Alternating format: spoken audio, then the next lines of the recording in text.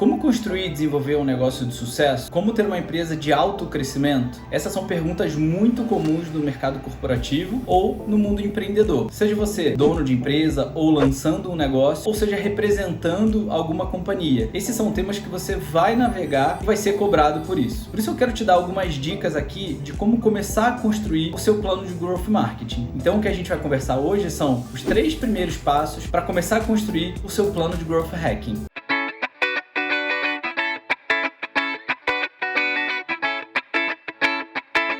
Eu me chamo Thiago Cid e eu sou especialista em Growth Marketing. Basicamente, a minha vida toda foi empreendedora, sempre ajudando empresas a crescerem, sejam empresas grandes ou empresas pequenas. Atualmente, eu sou sócio de uma consultoria voltada a crescimento de empresas e a gente atua nos mais diferentes ramos, ajudando sempre as empresas a crescerem, implementando a metodologia de Growth Hacking, que é a melhor maneira de crescer o mais rápido possível. Além disso, eu passei por startups, onde eu fui Head Growth, ajudando essas empresas a escalarem, a trazerem clientes, a monetizarem, e sou investidor de algumas startups. Basicamente, a minha vida toda foi ajudando empresas a crescerem, além da minha, né? Lógico. Para começar a nossa conversa, é importante a gente balizar e explicar o que é o Growth Hacking. Basicamente, o Growth Hacking são metodologias e modelos de trabalho que ajudam as empresas a crescer em escala, né? Ou seja, a gente precisa crescer com velocidade. E a metodologia do Growth Hacking ajuda a descobrir caminhos de crescimento, sempre com base em experimentos e testes e análise de dados. A grande diferença entre o modelo tradicional e o modelo de Growth Hacking é que no modelo tradicional de crescimento, a gente olha menos para experimentos, a gente olha menos para metodologia ágil, a gente analisa dados, mas não com tanta profundidade. E no Growth Hacking, a gente está sempre em busca do caminho de crescimento, ou seja, a gente tenta encurtar os caminhos de aprendizado para crescer o mais rápido possível, e por isso a base dos experimentos. A gente não sabe o que dá certo até testar, e lógico, sempre com base em análise de dados, para a gente ter um ponto de partida nessa nossa conversa. O que faz um bom Growth Hacking, né? Assim, a área de crescimento, a gente costuma dizer que toda empresa deveria estar preocupada com o crescimento, mas um bom Growth Hacker, uma área de Growth, está preocupada com o crescimento escala e sustentável. Então não adianta a gente crescer num curto espaço de tempo de uma maneira não sustentável, ou seja, estratégias que começam e terminam em 2, 3 dias, uma semana. A gente precisa descobrir os nossos loops de crescimento, ou seja, estratégias que a gente vai testando e pilotando, encontrando os caminhos para que a gente cresça o mais rápido possível e de maneira sustentável. Por isso, quando a gente fala de growth, é muito importante a gente lembrar dos experimentos, dos testes. É como a gente encontra os melhores caminhos de crescimento para crescer de maneira desproporcional ao tamanho da empresa. Para que o crescimento aconteça e a gente encontre os loops de crescimento, um bom growth hacker está preocupado com toda a jornada de compra do cliente, não só com o tema aquisição. Quando a gente fala de growth, quem entende pouco ou não entende sobre o tema, sempre atrela a aquisição. Mas a gente tem que lembrar que todos os usuários, todos os clientes passam por uma jornada de compra e o time de Growth e o Growth Hacker tem que estar olhando para todas essas etapas, ou seja, não basta a gente trazer usuários ou uma primeira compra. Eu preciso fazer com que muitos usuários ou clientes passem por esse funil da maneira mais fluida possível para que eles comprem e recomprem, ou seja, os experimentos são para todas as etapas de funil. Então a preocupação do crescimento da empresa não deve estar só na alta liderança, tem que estar ali no time de Growth e em toda a empresa tem que ser contaminada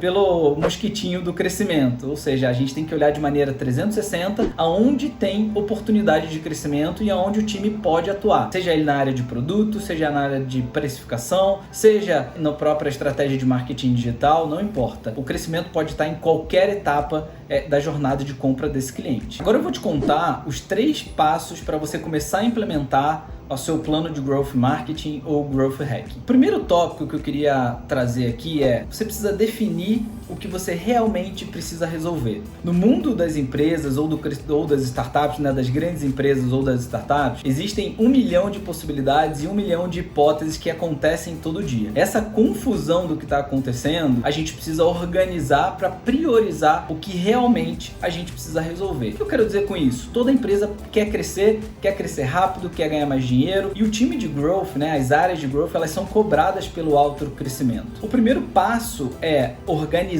tudo o que está acontecendo e tentar priorizar aonde realmente tem oportunidade e o que a gente realmente precisa resolver. Por quê? Vai ser impossível resolver tudo e os temas são variados, muita coisa vai acontecer. Então o primeiro ponto é, qual que é o momento da empresa? Onde realmente a gente tem deficiência ou precisa gastar energia? A gente precisa ganhar mais dinheiro no curto prazo? Eu preciso ganhar mais cliente? Eu preciso reter mais os meus clientes? O segundo passo do que a gente precisa resolver é o que os dados nos dizem sobre esse momento da empresa, né? Qual que é a premissa básica do negócio? A gente vai ter que escolher o que vai resolver, é onde a gente vai gastar energia. A não ser que o time seja enorme, tenham muitos times para cuidar de todas as etapas de funil, de todos os problemas que a gente tem de crescimento, a gente vai precisar escolher o caminho, priorizar, não vai dar para fazer tudo, isso é utopia, não tem como. Então, depois que a gente escolhe isso e define quais são as premissas da empresa, o momento da empresa, a gente começa a entrar um pouco na conversa de dados, ou seja, o que os dados nos dizem para a premissa que eu estou estruturando. Então, vamos supor que a gente tenha que gerar mais faturamento, né, mais receita aqui no curto prazo. Então, vamos esquecer agora aquisição de usuário, retenção. Eu estou dizendo que eu preciso gerar dinheiro no curto prazo. A gente vai ter que descobrir, através dos dados, das correlações de dados, das análises de dados, aonde eu consigo gerar receita no curto prazo. Então, quando a gente olha dados históricos, você começa a descobrir caminhos e correlações de onde eu gero dinheiro mais rápido. E aí a gente define o caminho prioritário para o momento da empresa. Claro, quer dizer que você vai fazer só isso? Não. Existem várias coisas a serem feitas e esse é um desafio muito grande dentro das companhias, definir o que é prioridade e o caminho, né, ideal, né, o que a gente precisa resolver em pequenos itens, né? A gente precisa começar pequeno para ir escalando. Então, mas essa é uma conversa difícil, mas construa uma análise de dados para te dar caminhos e insights e a partir disso, o time de growth começa a definir aonde ele vai trabalhar, onde ele vai canalizar a energia para resolver esses problemas e o resultado começar a chegar o mais rápido possível, tá? Não adianta achar que a gente vai conseguir resolver tudo, que o time vai atuar em todas as frentes, que vai resolver todos os problemas da empresa, porque é impossível, né? A gente vai priorizar alguns itens aqui que realmente geram o resultado que é necessário para a empresa para o momento dela. Bom, depois que você ouviu a primeira dica, né, onde a gente precisa priorizar e saber realmente o que a gente vai resolver, o segundo passo para você construir o seu plano de growth é construir os seus testes e as suas hipóteses. O que isso quer dizer? A partir do momento que você sabe o que você tem que resolver, você já fez uma análise de dados e o time já está preparado para focar e canalizar energia em estratégias específicas ou em momentos específicos do crescimento, agora é a hora de criar as hipóteses e os testes. Lembra que eu disse que a gente não sabe o que dá certo ainda, né? A gente precisa testar e priorizar com base nas análises de dados e o que nessas correlações de dados que a gente começa a fazer nos dizem, a gente começa a criar as hipóteses de crescimento. Então vamos supor que a gente precisa gerar receita no curto prazo. A gente não sabe ainda da nossa base de clientes ou das estratégias que a gente adota, que tipo de estratégias ou caminhos a empresa tem adotado, os times têm adotado, que geram a receita no curto prazo. Conforme a gente vai criando essas correlações de dados, a gente começa a descobrir coisas, ou seja, bom, eu estou entendendo aqui que quando eu dou 10% de desconto, a nossa taxa de aumento de venda é de 50%. Opa, temos um caminho. A partir disso aqui, óbvio que isso aqui é um exemplo, né? A partir disso, a gente começa a construir hipóteses. E se a gente desse desconto para outro grupo de clientes? E se a gente desse 2 descontos ao longo do mês, ao invés de 1? E se? Então você começa a criar as suas hipóteses para começar a construir e modelar os testes para você experimentar o mais rápido possível. E esse é um tema importante, né? Quando a gente fala de testar o mais rápido possível, a gente não sabe ainda o que dá certo, né? E eu costumo dizer que existe o erro burro e o erro combinado. O erro burro é, vamos fazer e vamos aí, né? Vamos ver se dá certo, se não dá. O erro combinado é, eu tenho que resolver esse problema aqui, os dados estão me dizendo que um dos melhores caminhos podem ser esses aqui, e o que a gente acredita que pode dar certo, as nossas hipóteses e testes, são essas 5 aqui. O que a gente espera desses testes e desses experimentos? Bom, teste 1, a gente espera que a gente aumente em 10% a taxa de conversão da nossa venda, que vai gerar receita no curto prazo. A gente acredita que se a gente liberar o acesso gratuito, a gente vai aumentar a taxa de conversão baseado nesse histórico aqui que a gente já tem. Então você começa a criar suas hipóteses, estruturar esses testes para que a gente analise para ver se está dando certo ou não. Então essa é a outra fase, né, do teste rápido, e isso é um ponto importante. Sempre testes curtos, rápidos no ambiente controlado para a gente saber se a nossa hipótese, né, o que a gente idealizou, está dando certo ou não. Se a gente descobre que está dando certo, a gente acelera, coloca mais dinheiro, investe, isso vira um projeto. Se a gente entende que o resultado que a gente planejou não está dando muito certo, a gente derruba essa ideia. Porque não adianta ficar gastando energia com uma coisa que não vai trazer o resultado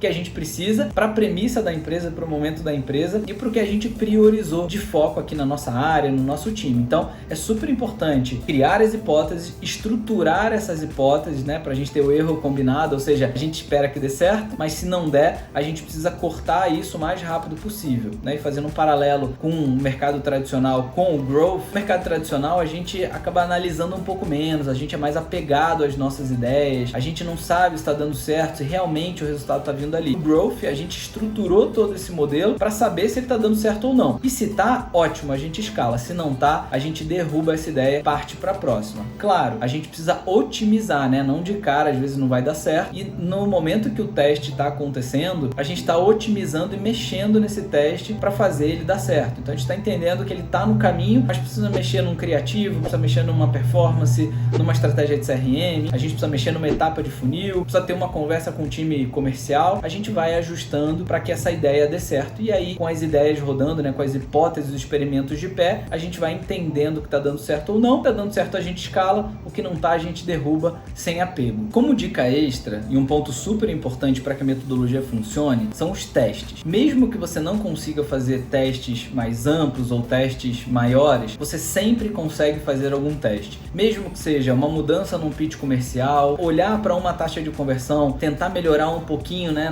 em todas as etapas de funil, o usuário ou o cliente vai passando por etapas, existe uma taxa para cada etapa. Então o cliente entrou no site, do site ele vira um cadastro, do cadastro ele vira um sign-up ou um freemium, do freemium ele vira um assinante. Então para cada etapa dessa existe taxas de uma para outra. Então é importante que a gente analise e crie pequenos experimentos para ir otimizando. Só isso já vai fazer alavancar o teu resultado. Mudar um criativo, mexer numa taxa de performance de uma campanha, criar pequenos testes de CRM, criar clusterizações de grupos de cliente. Cada estratégia dessa com testes curtos pode gerar bons resultados para o seu negócio. A terceira e última dica para você construir, né, os primeiros passos do seu plano de Growth Hacking ou Growth Marketing é escolher os canais certos de Growth. Lembrando que as startups de alto crescimento normalmente têm um ou dois canais que ela explora muito para o crescimento dela. Quando a gente fala de escolher canais de Growth, é importante que você entenda quais canais geram tração de venda para o seu negócio. Então, a gente tem a mania de achar que fazer muita coisa ou escolher muitos canais, abrir muitas frentes, vai fazer o resultado chegar. Na verdade, não é isso. Para cada modelo de negócio, para cada tipo de empresa, existe um canal mais adequado. Isso quer dizer que você não vai utilizar outros? Não. Você pode utilizar outros canais, mas o importante é que você escolha poucos e bons canais, principalmente no início de um negócio ou quando você ainda está descobrindo como é que o negócio está crescendo. Então não adianta a gente abrir muitos canais, é difícil de mensurar, é difícil de traquear esses canais para a gente ter um olhar mais cirúrgico para saber se o resultado está vindo ou não. Então é importante que você escolha poucos e bons canais, que você entenda bem as métricas desses canais, que você consiga mensurar se o resultado realmente está vindo através do investimento que você está fazendo. Então, não esqueça, escolher muitos canais não quer dizer que vai gerar mais resultado para o seu negócio. Talvez escolher menos canais e ter ele bem estruturado, tendo testes AB sendo feitos ali dentro, entendendo toda a jornada de compra do cliente traqueada, para você entender taxas de conversão, quanto você está pagando para trazer um usuário, é mais importante do que ter muitos canais. Ponto super relevante da escolha do canal é você entender o seu público, né? Onde o seu público está? Sua venda é complexa? É um ticket alto? Então, não necessariamente, né? Talvez o melhor canal não seja estar no Instagram, ou no Facebook, ou em mídia social. Talvez seja uma venda direta, talvez seja uma geração de leads, talvez seja o LinkedIn mais adequado ao B2B. Outro ponto importante do canal é entender como é que você vai estruturar a sua jornada de compra, a sua estratégia de conversão. Então, dependendo do seu modelo de negócio, o seu ticket, o tipo de produto que você tem que adaptar o canal, escolher o canal certo para isso. Não tem uma regra de escolha de canal, você vai ter que experimentar, mas existem metodologias e processos aqui que você consegue adequar o melhor canal ao tipo de negócio e ao tipo de público que você tem. De novo, né, pra gente fechar aqui a nossa conversa da escolha de canais, não adianta abrir todos os canais ao mesmo tempo e achar que muitos canais vão gerar o resultado. O ideal é que você tenha poucos canais com bom traqueamento e que você consiga entender se aquele canal está gerando resultado efetivo e se ele está otimizado ao máximo, para que você vá abrindo outros canais de aquisição, de conversão, ao invés de ir gastando dinheiro sem saber o que está acontecendo. E aí, anotou todas as dicas? Já deixou seu like aqui no vídeo? Então não deixa de se inscrever no canal e ativar as notificações para receber mais conteúdos como esse. Se você tiver alguma dúvida e quiser conversar sobre o tema, deixa aqui nos comentários que a gente vai trocando ideia. A gente se vê em breve. A empresa consegue dobrar de tamanho ou dobrar... Eita, vou ter que voltar. Então não deixa de deixar, ótimo.